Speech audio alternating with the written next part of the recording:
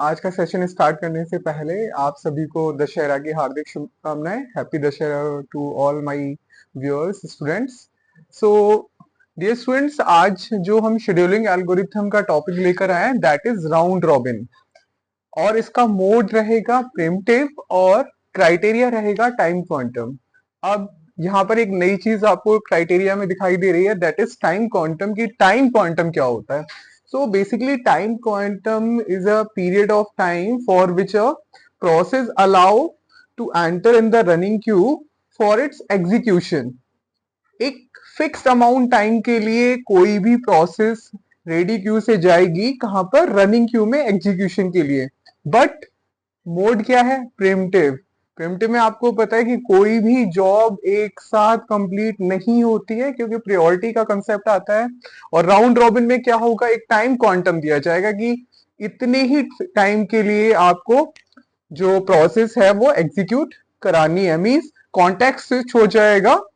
जो आपने पढ़ा होगा कॉन्टेक्स्ट स्विच का कॉन्सेप्ट, की कॉन्टेक्स्ट स्विच में क्या होता है कि कोई भी जॉब जो रनिंग क्यू में है वो क्या करती है, कुछ टाइम एग्जीक्यूट होकर फिर से कहां चली जाएगी? रेडी क्यू में, और उसकी जगह पर एक दूसरी प्रोसेस आ जाती है। क्योंकि जब कोई प्रोसेस रेडी क्यू में आती है तो उसके साथ क्या आता है? उसका पीसीबी, प्रोसेस कंट्रोल ब्लॉक। और वो क्या कंटेन करता है? उसका रनिंग स्टेट की प्रोसेस का बाई कितनी देर तक चली, किस टाइम पर वो रेडी क्यू में फिर से रिटर्न हुई। ठीक है। क्योंकि जब तक अगर ये चीज हम मेंटेन नहीं करेंगे तो पता ही नहीं चलेगा सीपीयू को कि भाई ये प्रोसेस कितनी देर कितना चल चुका है। राइट। सो अब इस तरीके की जो प्रॉब्लम आती है तो उसको हम कैसे सॉल्व करते हैं? तो गैंट चार्ट आपको तो बनाना ही है, लेकिन आपको यहाँ पे एक रेडी क्यू भी मेंटेन करना पड़ेगा कि आपको पता रहे कि कॉन्टेक्स्ट स्विच कब करना है। ठीक है। क्वेश्चन में आपको क्या दिया होगा? क्वेश्चन में आपको टाइम क्वांटम दे रखा होगा कि टी क्यू 1 है या 2 है या 3 है, वो ऑलरेडी क्वेश्चन में रहेगा। बस आपको ध्यान रखना है कि उतने ही टाइम क्वांटम के लिए आपको उसको चलाना है।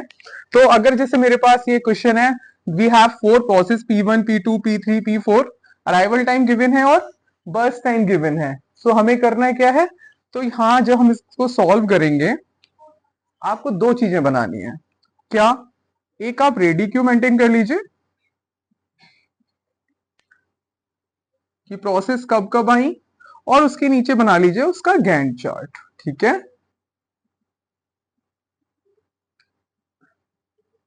अब ध्यान से देखिएगा, सबसे पहले देखिएगा अराइवल टाइम किसका सबसे पहले है। रेडी क्यू में जो जॉब, रेडी क्यू में रैम के अंदर new state mean secondary memory से रैम के अंदर रेडी क्यू में सबसे पहले जॉब कौन सी आई? That is P1। क्यों? अराइवल टाइम 0 है। तो सबसे पहले आप इस जॉब को उठाकर रख दीजिए रेडी क्यू में कि P1 सबसे पहले आई है। ठीक है। नाउ गैंट चार्ट क्यों बना रहे हैं? क्योंकि प्रोसेस को हमें रेडी क्यू से कहां भेजना है? रनिंग क्यू के अंदर। यही प्रॉब्लम है ना हमारी। सबसे इसका टाइम क्या है कि सर 0 टाइम पर आई।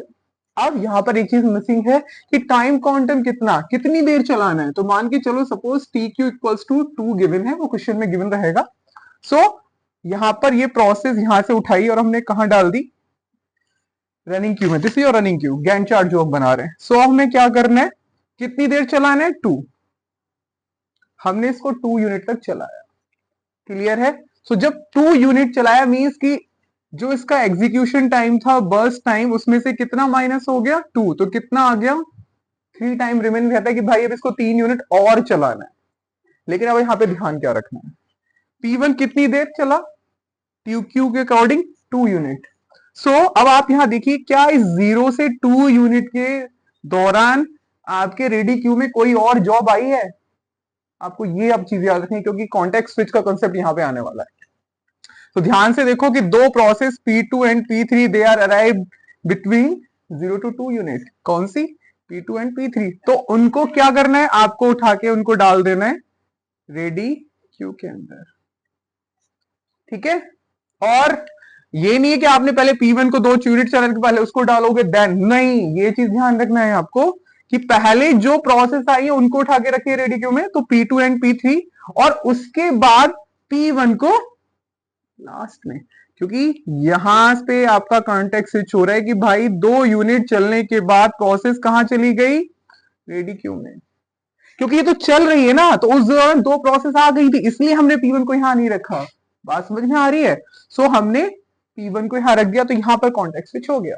अब आपको क्या करना है, अब किसको चलाना है, हमें रेडी क्यू से जॉब उठाइए, कौन सी, P2।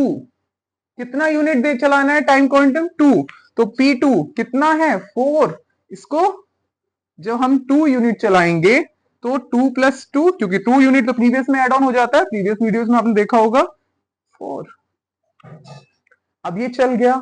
अब क्या करना है, अब आप देखो 2 से 4 यूनिट के दौरान क्या कोई और जॉब रेडी क्यू में आ चुकी है, क्योंकि जब ये P2 चल रहा है तो देखिए P4 अराइव हो चुकी है। तो आपको क्या करना है, यहां पर P4 को उठाकर रख दीजिए रेडी क्यू में, और जब ये चल गया अब उसके बाद P2 को इसमें रख दीजिए। बात समझ में आती है। अब क्या करना है, P2 हमारा यहां से चल गया, अब किसका नंबर है, P3 उठा लीजिए, ठीक है, ये लीजिए P3 कितना चलाना है, 2 क्वांटम, तो ये देखिए 2 यूनिट, तो जब इसको हम 2 यूनिट चलाएंगे तो ये कितना हो गया 0, एंड 4 + 2 6, P3 हमारा डन। नाउ अब क्या करना है, P1 उठा लीजिए, क्योंकि अब P1 का नंबर है, ठीक है, P1 हमारा रनिंग क्यू में आ गया। अब P1 कितना है, कितना बचा हुआ था, 2 यूनिट चलाया था, अब ये कितनी देर चलेगा, 2 यूनिट, तो कितना रह गया 1, और 6 + 2 8। नाउ आगे बढ़ते हैं, हमारा P1 यहां से, अब जब ये चल गया है कितना रह गया 1, तो 2 क्वांटम ही चलाना है, तो अब कोई और न्यू प्रोसेस तो अराइव हुआ ही नहीं है, तो P1 को उठा के लास्ट में रख दो, ठीक है, रख दिया जी। अब किसका नंबर है, P4 का, ठीक है, P4 हमारा कहां पर है, यहां पर, और इसका बर्स्ट टाइम कितना है 1। अब प्रॉब्लम क्या आएगी, बच्चे यहीं पर गलती कर जाते हैं, इस चीज को जरा ध्यान से समझिएगा।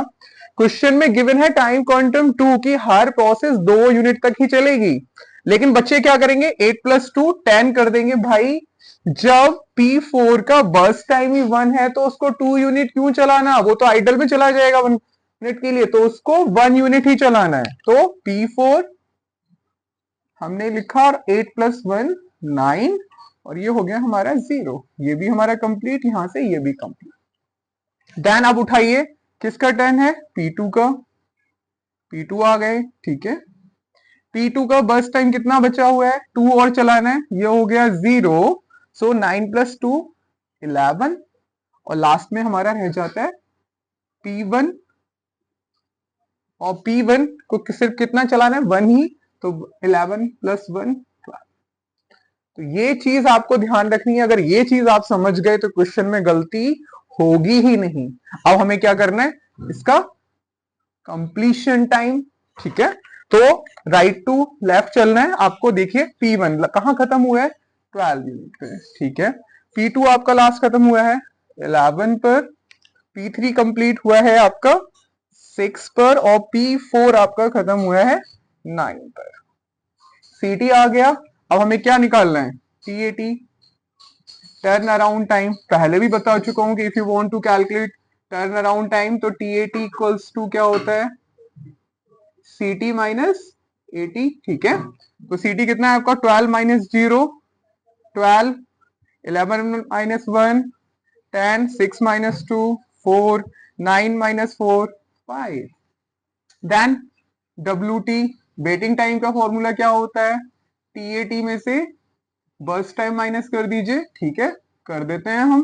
सो TAT हमारा ये रहा 12 - 5 7, 10 - 4 6, 4 - 2 2, 5 - 1 4, और हमें क्या काउंट करना है, average turn around time and average waiting time. तो ठीक है, फॉर्मूला अप्लाई करिए, एवरेज TAT निकालना है, total process 12 + 10 + 4 + 5 divide by number of process, ये हो गया आपका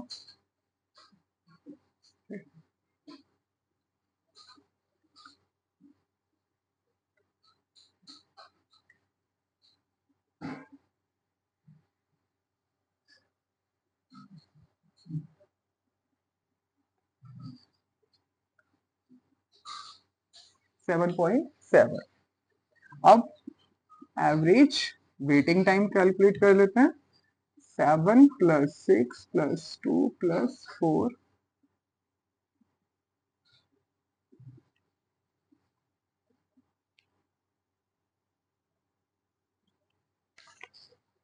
तो आपका एवरेज वेटिंग टाइम भी आ गया और आपका एवरेज टर्न अराउंड टाइम आ गया।